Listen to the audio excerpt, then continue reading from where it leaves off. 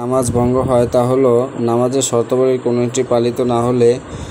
2 নামাজের রোকনসমূহের কোনো একটি ছেড়ে দিলে, 3 নামাজের মাঝে ইচ্ছাকৃতভাবে অথবা ভুলে কিংবা অসাবধানবশত কথা বললে, 2 মানুষের দুনিয়াবি কথার সাথে সাদৃশ্য রাখে এমন কোনো দোয়া করা যা বাংলায় অমুক মহিলার সাথে আমার বিয়ে করিয়ে দিন, আমাকে আপেল ভক্ষণ করান ইত্যাদি। 5 কাউকে সালাম দিলে অথবা মৌখিকভাবে কিংবা মুসাফা দ্বারা সালামের উত্তর দিলে, চাই সালাম প্রদান ইচ্ছাকৃতভাবে হোক, ভুলে হোক কিংবা অসাবধানতাবশত হোক, তবে ইঙ্গিতে যদি সালামের জবাব প্রদান করে তাহলে নামাজ নষ্ট হবে না। কোনো আমলে কাসির অর্থাৎ যে কাজ করলে দর্শক তাকে নামাজি মনে করে না তা করা,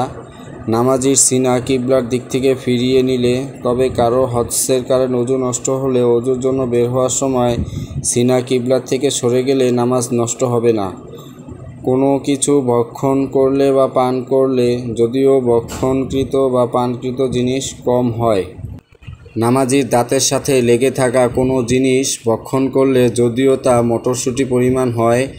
কোনো প্রয়োজন ছাড়া গলা ঝাড়া দিলে, যদি ওজরের কারণে কিংবা গলা পরিষ্কার করার জন্য অথবা ইমামের ভুলে সতর্ক করার জন্য কাশি দেয়, তবে নামাজ নষ্ট হবে না। নামাজি নামাজে শারীরিক কষ্টে কাতরালে অথবা উফ বললে অথবা আহ উহ শব্দ করলে, যদি এসব বিষয় আল্লাহভীতি অথবা জাহান্নাম ভীতি থেকে সৃষ্টি না হয়, ওই অসুস্থ ব্যক্তি ব্যতিক্রম যে ক্রন্দন ও আহ শব্দরোধে নিজের ওপর ক্ষমতাবান নয়,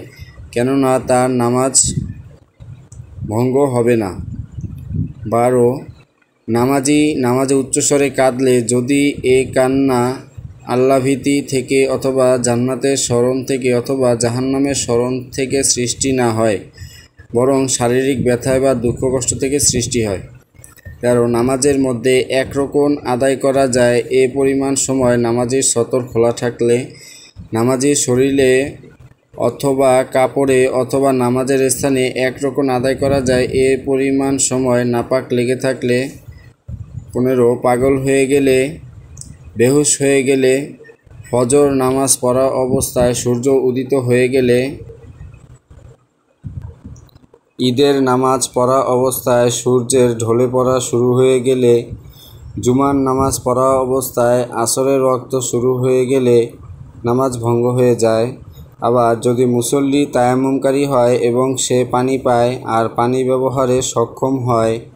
মুসল্লির কোনো কাজ দ্বারা বা অন্যের কোনো কাজ দ্বারা ওযু ভেঙে গেলে, তাকবীর বলার সময় আল্লাহু আকবার এর হামজা অতিরিক্ত টেনে পড়লে,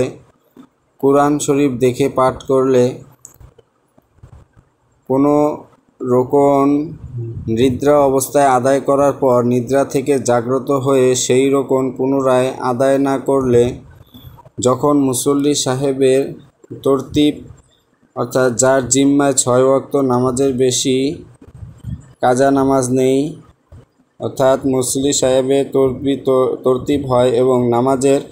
মধ্যে তার স্মরণ হয় যে তার ওপর এমন কোনো কাজা নামাজ আছে যা এখনও আদায় করা হয়নি।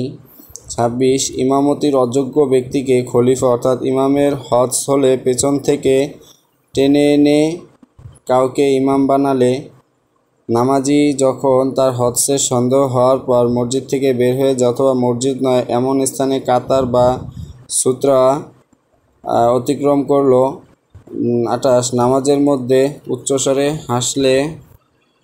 নামাজের মধ্যে মোজার ওপর মাসহকারী তার মোজা খুলে ফেললে, চাই এই খোলা আমলে কলিল অর্থাৎ এমন কোনো কাজ যার দ্বারা নামাজ নষ্ট হয় না তা হোক অথবা আমলে কাসির দ্বারা হোক। মুক্তাদি যখন কোনো রোকন ইমামের এতটুকু আগে আদায় করলো যে ওই রোকন আদায়ে সে ইমামের সাথে শরিক হলো না,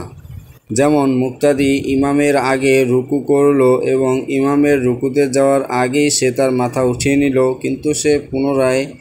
ইমামের সহিত ওই রুকু আদায় করলো না, এমতো অবস্থায় তার নামাজ নষ্ট হয়ে যাবে। নামাজের মধ্যে জানাবাত হলে, চাই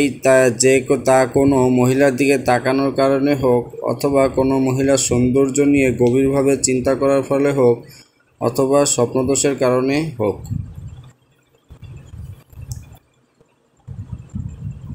নামাজের রুকনসমূহ সঠিকভাবে